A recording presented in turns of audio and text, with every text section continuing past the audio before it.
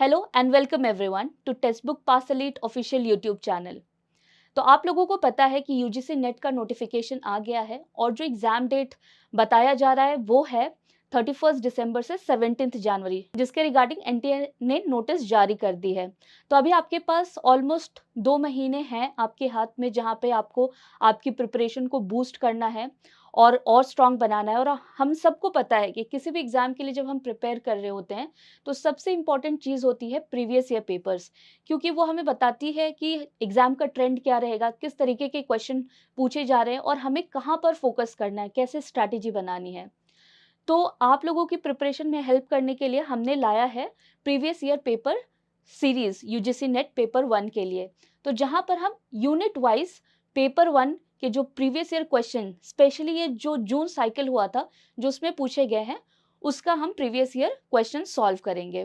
तो आज हम लेकर आए हैं टीचिंग एप्टीट्यूड यूनिट से रिलेटेड क्वेश्चन, जो कि पूछे गए हैं 25 जून शिफ्ट 1 और 2 में।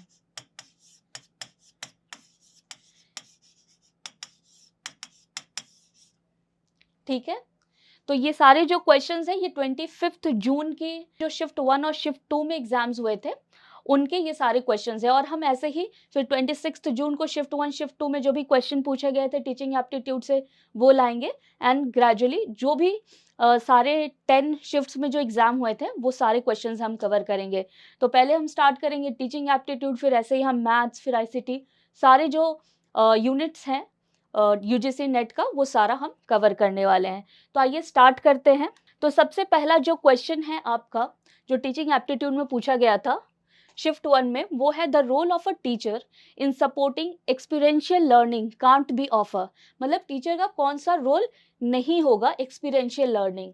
तो एक्सपीरियंशियल लर्निंग क्या है कि जहाँ पे बच्चे खुद के एक्सपीरियंस से सीखते हैं, हैंड्स ऑन एक्सपीरियंस, जैसे कि कोई प्रोजेक्ट हो गया या वो कहीं जा रहे हैं, कोई चीज़ें देख रहे हैं और उससे सीख रहे हैं। जैसे स्कूल में क्या होता है कि विजिट करवाया जाता है, किसी म्यूजियम में बच्चे गए या फिर किसी जगह पे गए जहाँ पर वो चीज़ों को देख कर सीख रहे हैं, खुद के एक्सपीरियंस से सीख रहे हैं, या कोई प्रोजेक्ट हो गया, तो वो एक्सपीरियंशियल लर्निंग में आता है। तो अब एक्सपीरियंशियल लर्निंग में टीचर का जो रोल है वो क्या हो सकता है? कोच का तो हो सकता है, वो बच्चे को गाइड करेंगे, मेंटर का भी हो सकता है, ट्यूटर का भी हो सकता है, बट टीचर कभी भी टेक्नोलॉजी का रोल प्ले नहीं करेगा। तो यहाँ पर जो करेक्ट ऑप्शन है वो है टेक्नोलॉजी। टेक्नोलॉजी एक टूल की तरह काम कर सकता है, बट टीचर जो है वो टेक्नोलॉजी का रोल प्ले नहीं करेगा इन एक्सपीरियंशियल लर्निंग। तो करेक्ट आंसर आपका हो गया टेक्नोलॉजी। अब नेक्स्ट क्वेश्चन पे जाते हैं। नेक्स्ट क्वेश्चन क्या है? Arrange the following components in the context of effective learning environment. तो इफेक्टिव लर्निंग एनवायरनमेंट का क्या कंपोनेंट्स होगा, उसको अरेंज करना है करेक्ट ऑर्डर में। तो पहला है continuous formative assessment, adequate student support, appropriate curriculum, engaging pedagogy, providing suitable resources and infrastructure. तो अब देखिए इफेक्टिव लर्निंग एनवायरनमेंट में सबसे पहले तो हमें करिकुलम पता होना चाहिए। अगर हमें करिकुलम ही नहीं पता है तो हम क्या पढ़ाएंगे बच्चों को? तो सबसे जो इम्पोर्टेंट चीज़ है यहाँ पे पहला हो जाएगा सी, अप्रोप्रिएट करिकुलम। अब हमें करिकुलम पता चल गया, मतलब हमें पता चल गया कि हाँ, बच्चे को ये टॉपिक या ये चैप्टर्स या ये कंटेंट है जो हमें पढ़ाना है। अब उसके बाद हमें ये डिसाइड करना पड़ेगा कि ये पर्टिकुलर चीज़ पढ़ाने के लिए मुझे कौन सा मेथड यूज़ करना होगा, यानी इंगेजिंग पेडागॉजी। कौन सा ऐसा पेडागॉजी या कौन सा ऐसा मेथड है जिसके थ्रू मैं ये चीज़ इफेक्टिवली पढ़ा सकती हूँ। तो सबसे पहले आ जाएगा सी, फिर आ जाएगा हमारा डी। तो यहाँ पे देखते हैं कि इस ऑप्शंस में कौन सा ऐसा ऑप्शन है जो इसको फॉलो कर रहा है। तो हम देख रहे हैं यहाँ पे सी आ गया, यहाँ पे डी आ गया, तो ऑप्शन 3 हमारा करेक्ट ऑप्शन होगा। इसके बाद आपका ए आ गया कि कंटिन्यूअस फॉर्मेटिव असेसमेंट। जब हम बच्चे को पढ़ा रहे हैं तो उस दौरान हम कुछ क्वेश्चंस भी पूछेंगे कि बच्चे को वो चीज़ समझ में आ रही है या नहीं आ रही है। तो हमारा जो थर्ड हो गया ए। उसके बाद आता है बी, यानी एडिक्वेट स्टूडेंट सपोर्ट। अब हम बच्चे को पढ़ा रहे हैं बट बच्चे की तरफ से कोई रिस्पॉन्स नहीं आ रहा, वो इंगेज नहीं कर रहा है, तो हमें ये देखना है कि जो स्टूडेंट है वो भी अपना सपोर्ट दे रहे हों, वो भी रिस्पॉन्ड कर रहे हों जो भी हम उनको पढ़ा रहे हैं। एंड फिर लास्ट में आ जाएगा providing suitable resources and infrastructure. तो अब जब क्लास खत्म हो गई तो आप भी कोशिश करेंगे कि बच्चों को नोट्स या जो भी रिक्वायर्ड रिसोर्सेज हैं उनको प्रोवाइड करें एट द एंड, ताकि वो अपना रिविजन कर सके या दोबारा से जो भी उनको पढ़ना है वो पढ़ सकें। तो इसका करेक्ट आंसर आपका हो गया CDABE। अब नेक्स्ट क्वेश्चन पे देखते हैं। तो यहाँ पर वही चीज़ एक्सप्लेन की गई है। तो जैसे पहला हो गया appropriate curriculum must be design to meet the developmental, cultural and future needs of students, include clearly defined learning objectives and outcomes. यहाँ पे आपका जो लर्निंग ऑब्जेक्टिव्स है वो क्लियरली डिफाइंड होना चाहिए और आप उस करिकुलम से क्या आउटकम चाहते हो वो भी आपको क्लियर होना चाहिए। फिर आता है एंगेजिंग पेडागोजी, जैसे example include project based learning, cooperative learning and interactive learning techniques, focus on fostering curiosity, critical thinking and collaboration. उसके बाद आपका कंटिन्यूअस फॉर्मेटिव असेसमेंट है, तो जहाँ पे आप बच्चे से क्वेश्चन पूछते हैं, क्विजेज, असाइनमेंट या फीडबैक्स लेते हैं सेशन के दौरान। फॉर्मेटिव असेसमेंट, यहाँ पे दो तरीके के असेसमेंट होते हैं, एक होता है फॉर्मेटिव और एक होता है सबमिटिव। तो फॉर्मेटिव असेसमेंट में क्या होता है कि जब आप पढ़ा रहे हो, पढ़ाते दौरान आप जो भी इंटरेक्शन करते हैं, बच्चे से कुछ क्वेश्चन पूछते हैं या डिस्कशन करते हैं, तो वो हमारा फॉर्मेटिव असेसमेंट में आ जाता है। इसके बाद हम बात कर रहे हैं एडिक्वेट स्टूडेंट सपोर्ट, कि includes counselling services, mentoring programmes and peer support networks, ensure student feel safe, supported and motivated in their learning journey. उसके बाद है providing suitable resources and infrastructure. तो जैसे यहाँ पे बोला गया library, laboratories, technology, conductive physical environment, तो ये सारी चीज़ें होनी चाहिए ताकि जो बच्चे को पढ़ाई करने में हेल्प कर रहा हो। एक सही तरीके के रिसोर्सेज और इंफ्रास्ट्रक्चर होना ज़रूरी है। अब हम नेक्स्ट क्वेश्चन देखते हैं। Arrange the level of Bloom's taxonomy from lower to higher order in cognitive domain. यहाँ पर ब्लूम्स टैक्सोनॉमी जो है one of the most important topic for UGC NET paper 1 for teaching aptitude, और इसको मतलब आपको ये एकदम पूरा रटा होना चाहिए और आपको ये भी देखना होगा कि कॉन्सेप्चुअली आप इसको कैसे अप्लाई भी कर सकते हो जब आप पढ़ रहे हो, तो वो चीज़ भी समझना ज़रूरी है। तो आइए इस क्वेश्चन को देख लेते हैं। Arrange the level of Bloom's taxonomy from lower to higher order. Lower to higher order ये बोल रहा है और कॉग्निटिव डोमेन में बोल रहा है। तो लोअर टू हायर हमें पता है, सबसे पहले क्या आता है, रिमेम्बरिंग आता है। उसके बाद हमारा क्या आता है, तो यहाँ पे देखिए ई यहाँ पर सारे ही ऑप्शंस, ये 3 ऑप्शंस में हम देख रहे हैं ई है। उसके बाद हमारा सेकंड हो जाता है अंडरस्टैंडिंग। ब्लूम्स टैक्सोनॉमी में जो दूसरा लेवल होता है वो है अंडरस्टैंडिंग। पहले बच्चा याद करेगा, फिर जो भी याद कर रहा है उसको समझेगा। अब समझने के बाद क्या होगा, उस कॉन्सेप्ट को जो भी उसने समझा है उसको वो अप्लाई करेगा, और जब वो अप्लाई करेगा उसके बाद क्या उसको करेगा, उसको एनालाइज करेगा एंड लास्ट में आ जाता है आपका इवैल्यूएट। तो ये ब्लूम्स टैक्सोनॉमी का कॉग्निटिव डोमेन में ये आपका ऑर्डर है। तो यहाँ पे देख लो कौन सा ऐसा ऑप्शन है जो इस ऑर्डर को फॉलो कर रहा है। तो सबसे पहले हमारा आ जाएगा ई, फिर हमारा आ जाएगा बी, उसके बाद हमारा आ जाएगा सी, तो ये दोनों ऑप्शन है। उसके बाद हमारा आ जाएगा एनालाइज यानी कि ऑप्शन ए। तो हमारा सेकेंड जो ऑप्शन है वो करेक्ट ऑप्शन है, E B C A and D. तो ये हमारा करेक्ट ऑप्शन हो गया। अब यहाँ पर यहाँ पर हम देख सकते हैं detail levels of Bloom's taxonomy. तो जैसे मैंने बताया कि पहला जो होता है रिमेम्बरिंग यानी बच्चे उसको याद करेंगे। Basic recall of facts, definition and concept, जैसे कि अगर क्लास में आप कोई टॉपिक पढ़ा रहे हो, आपने डेफिनेशंस बताया उनको, तो वो सारा क्या हो जाएगा, वो बच्चे याद करेंगे। जैसे व्हाट इज नाउन, उसका डेफिनेशन क्या है, वो आपका पहला स्टेप यानी रिमेम्बरिंग में आ रहा है। Example list the components of Bloom's taxonomy यहाँ पे दिया है। उसके बाद अंडरस्टैंडिंग में क्या हो जाएगा कि explaining concept, interpreting meaning and summarising. तो यहाँ पे एग्जाम्पल में आप समझ सकते हो कि explain the purpose of Bloom's taxonomy in education, की ये क्यों आया, इसका क्या ऑब्जेक्टिव था, तो वो चीज़ आपका क्या हो जाएगा, अंडरस्टैंडिंग, कि आप उस कॉन्सेप्ट को समझ रहे हो। उसके बाद applying, using knowledge in new situations और सॉल्विंग प्रॉब्लम्स। आप इसको ऐसे भी समझ सकते हो जैसे आपने साइंस में कोई कॉन्सेप्ट पढ़ा, फोर्स क्या होता है, फोर्स का डेफिनेशन वो आपका आ जाएगा रिमेंबरिंग।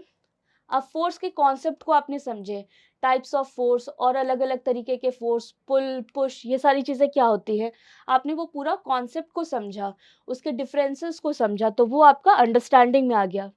अब आपके कुछ क्वेश्चंस आ रहे हैं न्यूमेरिकल्स के फोर्स रिलेटेड, तो अब आप उन जो कॉन्सेप्ट्स को आपने पढ़ा है उसको आप अप्लाई कर रहे हो, तो ये आपका आ जाता है थर्ड, जहाँ पे आप अप्लाई कर रहे हो जो भी आपने पढ़ा है उसको न्यू सिचुएशन में।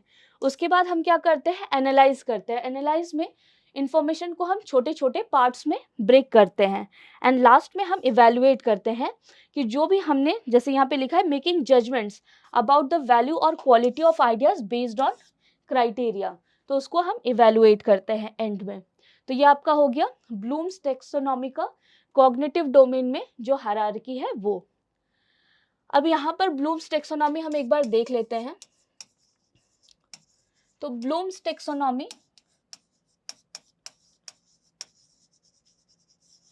टेक्सोनॉमी दिया था बेंजामिन ब्लूम ने,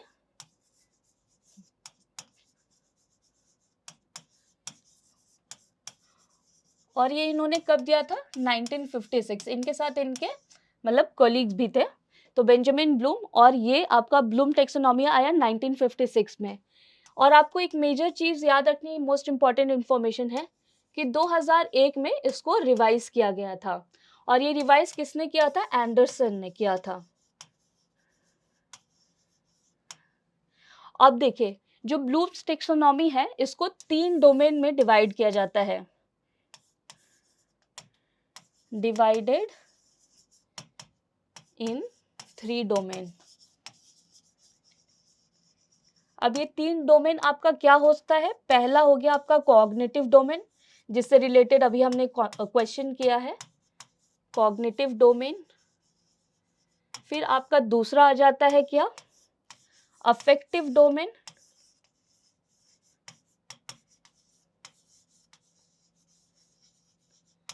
और तीसरा आपका क्या जाता है, psychomotor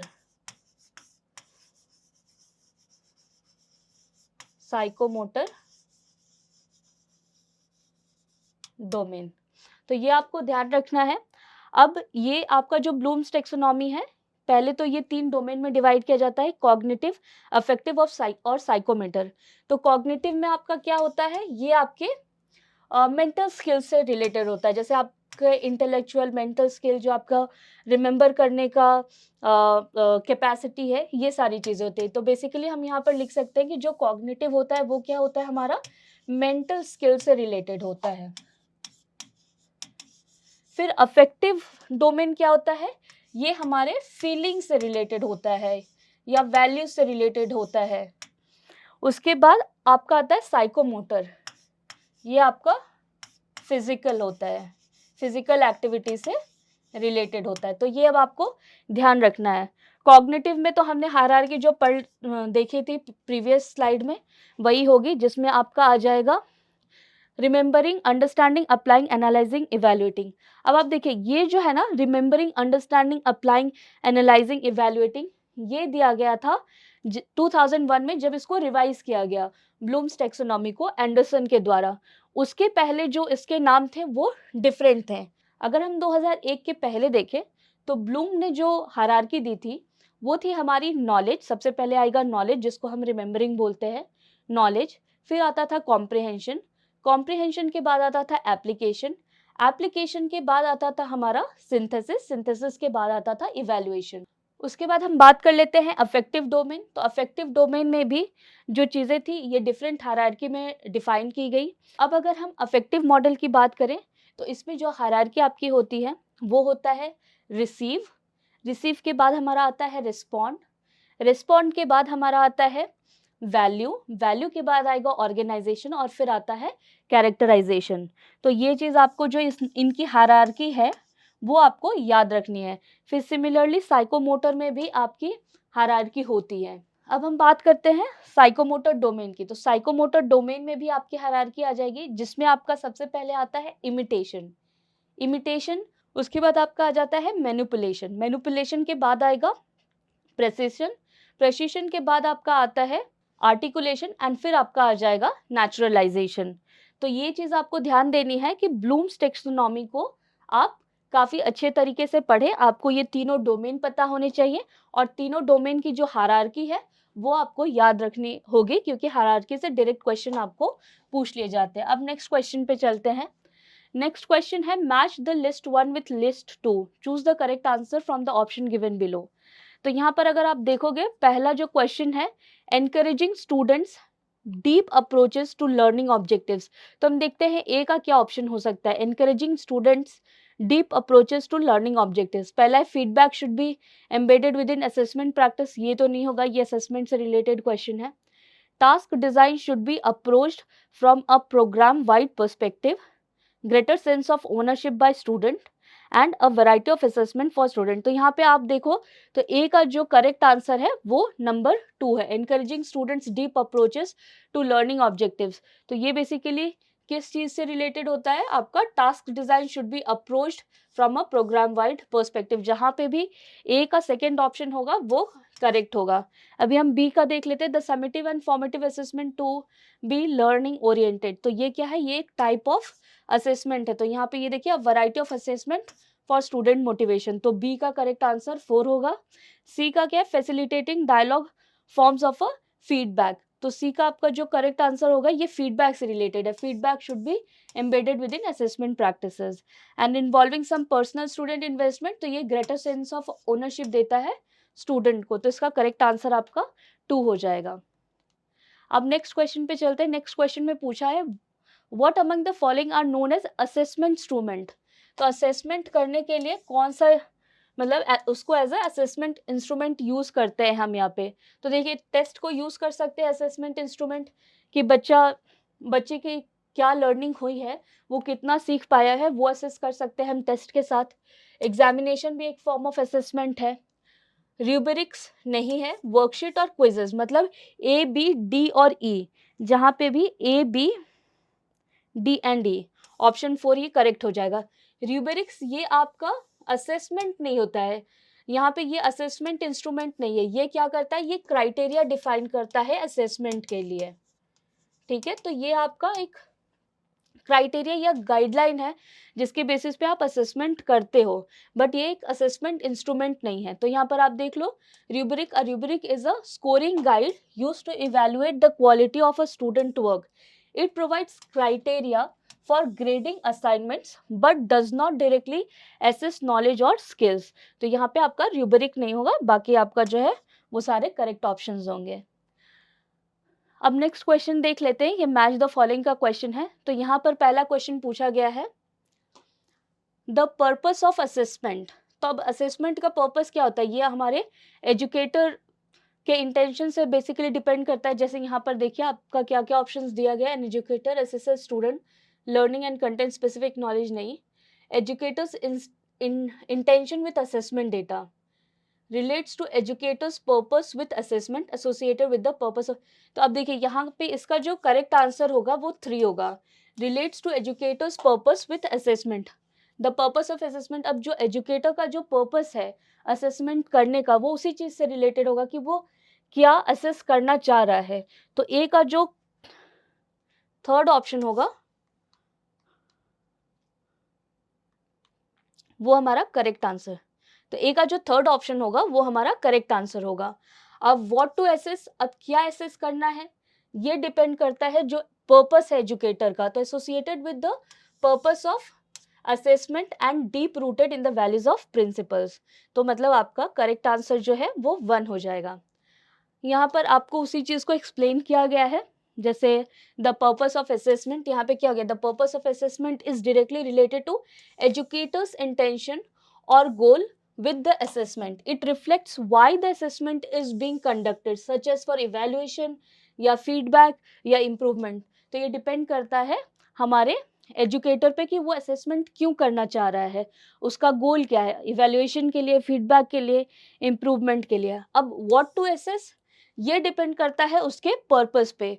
the what to assess aspect is associated with the purpose of assessment and is deeply rooted in the educators values and principles which define the focus area of evaluation.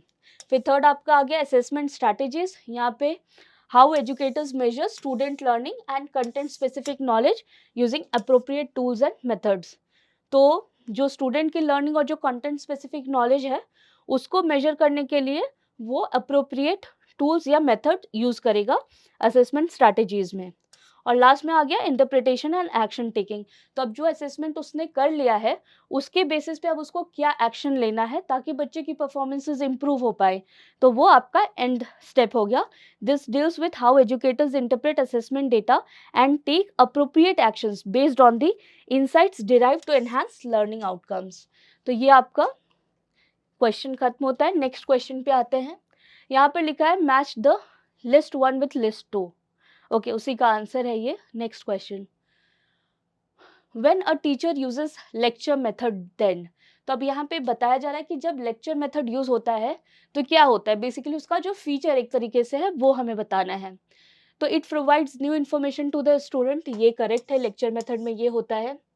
It provides original research to the student which are generally not found in text book sorry, ये भी correct है. It can dramatize important concepts and share personal insight, ये भी correct है. ये भी एक feature है आपका लेक्चर मेथड का. It is less effective method for promoting thought and changing students attitudes, ये नहीं होगा. ये क्यों नहीं होगा, ये फीचर नहीं है लेक्चर मेथड का. ये आप कह सकते हो एक तरीके से इसका लिमिटेशन है, तो हम इसको कंसिडर नहीं करेंगे. Correct. It deals with critical analysis and problem solving, no it does not deal with critical analysis and problem solving. तो आपका आंसर क्या हो जाएगा, ए, बी और सी, यानी ऑप्शन 1 आपका करेक्ट आंसर हो गया. तो लेक्चर मेथड में देखिए ये भी चीज़ होती है कि लेक्चर मेथड कहाँ पे यूज़ होता है, जब आपको कम टाइम में ज़्यादा सिलेबस कवर करना होता है. ये सारे जो है चीज़ें आपको लेक्चर मेथड में याद रखनी है कि कम टाइम में अगर ज़्यादा सिलेबस आपको कवर करना है तो आप लेक्चर मेथड का यूज़ करते हैं. ये जनरली हायर एजुकेशन के लिए यूज़ होता है. ये टीचर सेंटर्ड मेथड होता है. तो इसकी जो कुछ प्रॉपर्टीज़ है वो आपको ध्यान में रखनी है जिससे रिलेटेड क्वेश्चंस आते हैं. अब यहाँ पे नेक्स्ट क्वेश्चन है, rearrange the given sequence for writing a lesson plan. अब लेसन प्लान बनाने के लिए आप कौन सा मतलब क्या जो अरेंजमेंट इसको रीअरेंज करना है किस सीक्वेंस में करोगे. तो अब देखिए यहाँ पर आप इस क्वेश्चन जो ऑप्शन है उसको पढ़िए. Starting the lesson, pre planning, outlining the lesson, concluding the lesson, extended practice. मान लीजिए अगर ये क्वेश्चन आया आपको नहीं भी पता है तो अगर हम चाहे तो नॉर्मल देखिए, यहाँ पे हमें पता है लास्ट में हम क्या करेंगे, कंक्लूड ही करेंगे लेसन को. तो जहाँ पे भी डी एंड में होगा वो हमारा करेक्ट ऑप्शन हो जाएगा. तो यहाँ देखिए डी किस में एंड में है, 4 में, तो ये हमारा करेक्ट ऑप्शन हो गया. अभी हम देख लेते हैं वैसे सीक्वेंस क्या होना चाहिए. तो सबसे पहले आप जब लेसन को पढ़ाने जाओगे आप प्री प्लानिंग करोगे कि मुझे क्या पढ़ाना है, कैसे पढ़ाना है. तो एक आपका लेसन का प्री प्लानिंग होगा. अब जब आपने प्री प्लानिंग कर लिया उसके बाद आप क्या करोगे, स्टार्ट करोगे लेसन को, स्टार्टिंग द लेसन. अब उसके बाद जब आपने लेसन स्टार्ट कर दिया आप क्या करोगे, आउटलाइनिंग द लेसन, एंड उसके बाद आप उसकी प्रैक्टिस करवाओगे तो एक्सटेंडेड प्रैक्टिस, एंड लास्ट में कंक्लूडिंग द लेसन. तो ये आपका जो है करेक्ट ऑर्डर होगा for sequence for writing a lesson plan.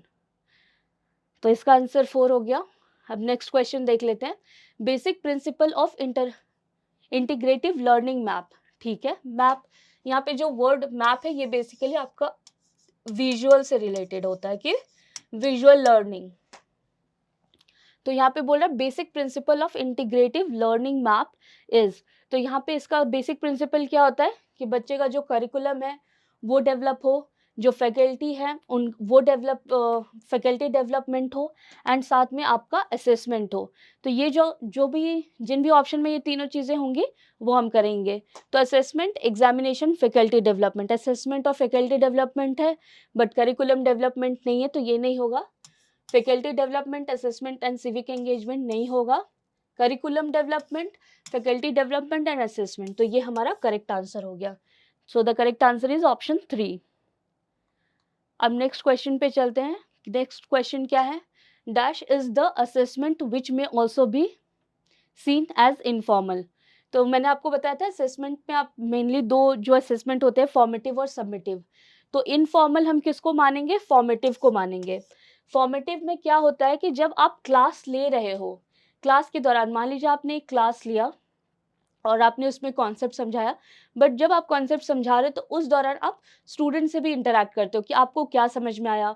उनसे जैसे आपने कुछ एक एग्जाम कॉन्सेप्ट समझा दिया साइंस का, अब आप उनसे पूछ रहे हैं कि आप बताओ कि आपने आपके सराउंडिंग में ऐसा क्या एग्जाम्पल देखा है इस टॉपिक से रिलेटेड। तो बच्चे इंटरैक्ट करते हैं, तो आपको समझ में आता है कि हाँ, बच्चों ने कॉन्सेप्ट समझ लिया है। तो ये जब आप क्लास ले रहे होते हो, क्लास के दौरान जो भी आप बच्चे से इंटरैक्ट करते हो, पूछते हो, फीडबैक लेते हो, डिस्कशन करते हो, वो सारे आपके किस में आ जाते हैं? फॉर्मेटिव असेसमेंट में। और जो सबमिटिव, और इसको हम इनफॉर्मल असेसमेंट भी बोलते हैं।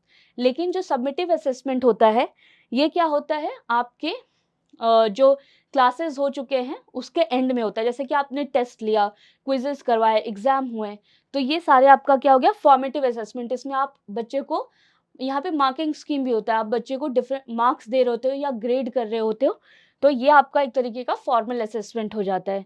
तो यहाँ पे पूछा है कि कौन सा असेसमेंट इनफॉर्मल होता है, तो the answer is second, that is formative assessment. अभी हम नेक्स्ट क्वेश्चन पे जाते हैं। The teacher is teaching in a class और student, this can be the best example of. तो यहाँ पे teacher is teaching in the class, तो ये देखिए face to face communication, mass communication, intercultural communication, group communication. तो ये इसका आंसर होगा ग्रुप कम्युनिकेशन, क्योंकि देखिए टीचर जो है फेस टू फेस में क्या होगा कि टीचर जो है एक बच्चे से डिस्कशन कर रहा है। जैसे मान लीजिए क्लास के बाद कोई डाउट रह गया, तो टीचर ने क्या किया, टीचर और स्टूडेंट में 1 to 1 डिस्कशन हो रहा है। तो ये आपका हो जाएगा क्या? Face to face communication. या मान लीजिए अगर हम बात करते हैं, ट्यूशन्स भी पढ़ाते हैं बच्चे, ट्यूशन में एक टीचर रहता है और एक स्टूडेंट रहता है, तो ये क्या हो गया? फेस टू फेस कम्युनिकेशन हो गया। मास कम्युनिकेशन में क्या होता है कि आप जैसे यूट्यूब का यूज़ कर रहे हो, जैसे ये लेक्चर मैं ले रही हूँ, तो यहाँ पे क्या हो गया? ये वन वे कम्युनिकेशन होता है। यहाँ पे मैं आपको बता रही हूँ, आप इसको पढ़ोगे, और ये ऐसा डिफाइन नहीं है कि कुछ 20-40 बच्चे, ये सारे बच्चों के लिए अवेलेबल है, कोई भी जाके ये क्लास देख सकता है। तो this is an example of mass communication, जो हम यूट्यूब, इंटरनेट, टीवी इस तरीके से करते हैं, जहाँ पे बहुत बड़ी ऑडियंस को हम केटर कर रहे होते हैं। अब हमारा होता है इंटरकल्चरल कम्युनिकेशन, तो ये इंटरकल्चरल कम्युनिकेशन भी नहीं होगा। ये तब होता है जहाँ पे कल्चरल डिफरेंसेस आते हैं और वो साथ में बैठ के हमारा जो टीचिंग का है प्रोसेस वो हो रहा होता है, तो ये भी नहीं होगा। और लास्ट में ग्रुप कम्युनिकेशन बचा। Group communication is correct answer, क्योंकि यहाँ पे एक टीचर होता है और वो 40 से 50 बच्चे के साथ बैठ के क्लास ले रहे होते हैं, और यहाँ पे टू वे कम्युनिकेशन होता है। ग्रुप डिस्कशन में ये टू वे कम्युनिकेशन होता है। और ये ध्यान रखना है कि मास कम्युनिकेशन में क्या होता है? ये वन वे कम्युनिकेशन होता है। तो ये चीज़ें आपको ध्यान रखनी है। और यहाँ पे आप जैसे बच्चे क्या है, डिस्कशन कर सकते हैं, फीडबैक ले सकते हैं, ये सारी चीज़ें आपका ग्रुप कम्युनिकेशन में होगा। बाकी सारी जो कम्युनिकेशन है, जैसे फेस टू फेस में भी होगा, बट मास कम्युनिकेशन में नहीं होगा, क्योंकि मास कम्युनिकेशन और ग्रुप कम्युनिकेशन में बच्चे कंफ्यूज होते हैं कि कौन सा होगा। नेक्स्ट क्वेश्चन आते हैं, ये करेक्ट आंसर आपका हो गया। The term andragogy refers to childhood learning theory, adolescence learning theory, adult learning theory, self directed learning theory. तो इसका करेक्ट आंसर हो जाएगा एडल्ट लर्निंग थ्योरी। तो 3 टर्म होते हैं, एक तो होता है आपका पेडागॉजी, एक हो गया आपका एंड्रोगॉजी, और एक आपका होता है ह्यूटागॉजी। तो जो पेडागॉजी होता है वो बच्चे की लर्निंग पे लर्निंग थ्योरी होती है, चाइल्डहुड लर्निंग थ्योरी होती है। एंड्रोगॉजी डील करता है एडल्ट लर्निंग थ्योरी,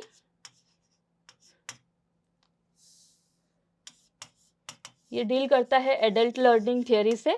और जो हीटागॉजी होता है ये सेल्फ डिटरमिन्ड लर्निंग प्रोसेस होता है। सेल्फ डिटरमिन्ड मतलब मान लीजिए अगर मुझे कुछ पढ़ना है तो उसमें मैं ही खुद लेसन प्लान बनाऊंगी कि मुझे ये चीज़ें कवर कर लेनी है। तो ये बेसिकली, जैसे अगर मुझे आज कोई नई स्किल सीखनी हो जो कि मुझे मेरे जॉब में हेल्प करे, तो मैं क्या करूँगी? अगर मान लीजिए मैं कहीं से नहीं जा रही हूँ, कोचिंग नहीं कर रही हूँ, जहाँ पे मुझे कोई टीचर नहीं पढ़ाएगा, तो मैं क्या करूँगी, मैं खुद से वो चीज़ लेसन प्लान करूँगी। यूट्यूब से मान लीजिए कुछ क्लासेस मैंने देखे कि हाँ, मैं ये यूट्यूब के क्लासेस करूँगी या ये चीज़ें मैं देखूँगी, ये बुक मैं पढ़ूँगी। तो ये मैं खुद से सेल्फ डिटरमिन्ड हूँ उस चीज़ को पढ़ने के लिए। मैं ही खुद से डिसाइड कर रही हूँ कि मेरा लेसन प्लान क्या होगा, मेरे डेली टारगेट्स क्या होंगे। मैं खुद से सोची हूँ कि कैसे मैं असेसमेंट करूँगी। मैं खुद से ही कोई प्रोजेक्ट्स मैंने लिया कि जो भी मैंने पढ़ा है, वो चीज़ मैं अप्लाई कर पा रही हूँ या नहीं। तो ये सारा जो आपका आ जाएगा, यूटागॉजी में आ जाएगा। तो ये आज का सेशन था जहाँ पे हमने 25 जून की शिफ्ट में शिफ्ट 1 और शिफ्ट 2 जितने टीचिंग एप्टीट्यूड के क्वेश्चन पूछे गए थे वो हमने कंप्लीट कर लिए। अब नेक्स्ट जो सेशन होगा उसमें भी हम प्रीवियस ईयर क्वेश्चंस लाएंगे जो कि जून साइकिल में हुआ है। तो वो या तो टीचिंग एप्टीट्यूड का होगा या किसी दूसरे यूनिट से भी हम लाएंगे, बट इसकी हम एक प्रॉपर प्लेलिस्ट बना देंगे ताकि आप इजीली उसको फॉलो कर सको। तो आप जाइए इस चैनल को सब्सक्राइब कर लीजिए, लाइक कर दीजिए एंड शेयर कीजिए स्टूडेंट के साथ अगर आपको ये सेशन अच्छा लगा है। और आपको अगर कोई रिक्वायरमेंट है यूजीसी नेट प्रिपरेशन करने में, कोई डाउट, कोई भी प्रॉब्लम आ रही है, तो आप हमें कमेंट में बता सकते हैं ताकि हम उससे रिलेटेड आपके लिए सेशंस लाएं और आपका जो भी कंसर्न है, डाउट है, वो क्लियर हो पाए। तो wish you all the best and मिलते हैं नेक्स्ट सेशन में। Thank you.